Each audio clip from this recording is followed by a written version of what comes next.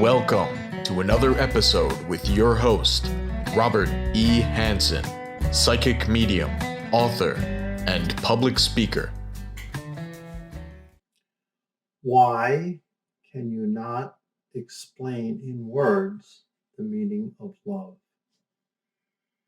Many people make statements, they love this, they love that, I love my dog, I love a piece of pizza, I love my family, I love my husband, I love my children, I love the beach, and so on it goes.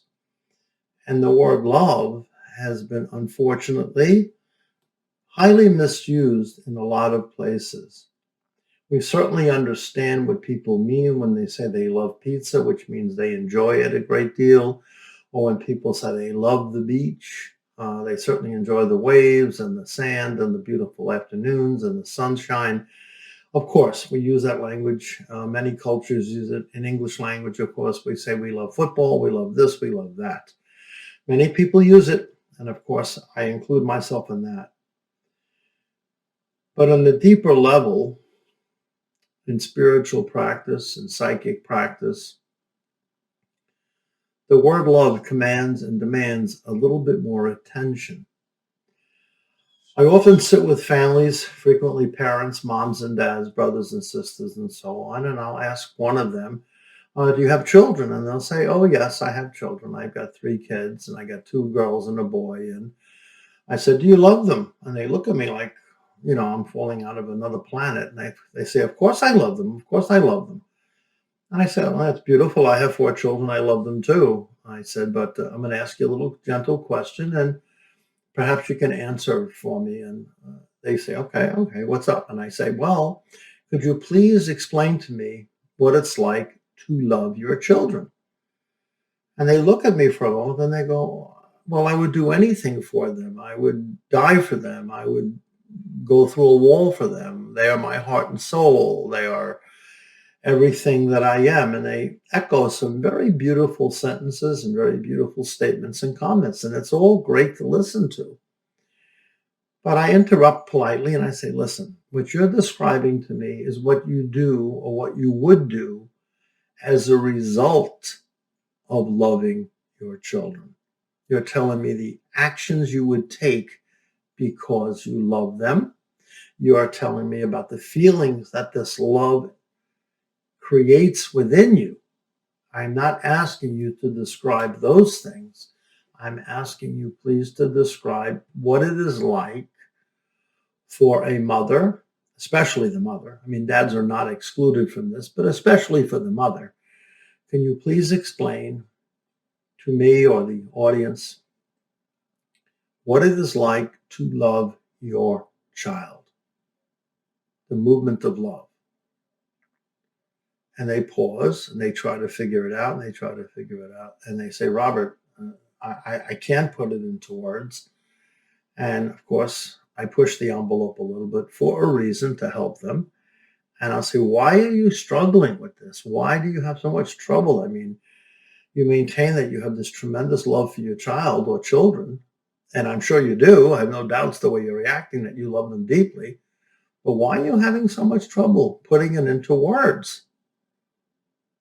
And they said, I just can't describe it. It's just something I can't describe. And I said, that's perfect. And they look at me like, why is that perfect? I said, because love is born beyond the realms of all thought, all ideas, all imaginations, all fantasies.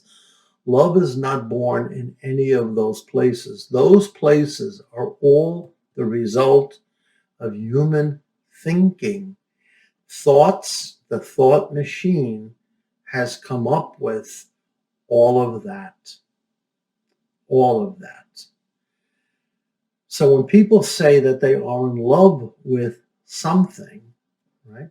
When people say, I have fallen in love with this person, and here it is a few years later, and they don't love me anymore, or my husband and I got divorced, or my son and his wife split up, and they don't seem to love each other anymore. What typically has happened there is the people that got married, the people that got connected, were really in love, or deeply in like with the idea driven by a certain amount of sexual energy, passion, and so on. And they maintain that this passion, this sexual energy, this closeness, this commitment to each other was born in that realm, and it never lasts. Or if it does last, it lasts often as a very fractured and broken relationship. There is no real flow. Falling in love with the idea of love and being very, very intense about that can be a very powerful tool. There is no argument about that. Many people claim they love certain things and they are deeply passionate about it. But as I'm sure most of you know, if you love something, are you willing to really release it? They often say, if you love something, set it free. Many people are not willing to do that, nor can they conceive of that. When I say set it free, I don't mean to get rid of it. I mean allow it to be in its own space and time as a separate light in the world, rather than saying, I own that light, that is my light, I possess that light. So when I asked that mother, going back to what we were talking about a few minutes ago, does she love her child? And she says, I can't explain it. That is the answer I want them to hear, because love is born past all thought, all imagination. It comes from the realms, it comes from the place beyond anything the human mind can generate. It is a pure, unbreakable, unstained energy that is available to all, not just the parents loving a child. So therefore, when someone is asking someone to describe love, I'm sure you've heard the quote, God is love. When someone says they can describe God, you are basically asking them to describe love. No one can describe God, nor can anyone describe love. It is an experience unlike any other, and it is the one experience that death can never take away, nor can death ever touch. So when you have really fallen in love, when you have risen in love, not just fall into it, but also rise with it,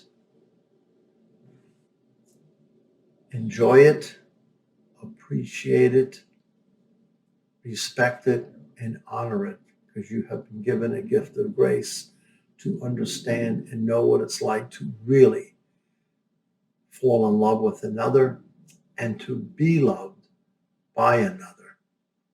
It is the strongest bond of all humans. Do not look for it in thought or imagination, in movies or in books. That's just someone else's opinion of it or the representation of it. Come to know this for yourself intimately and directly. And love always begins within you. Thank you for joining me. Thank you.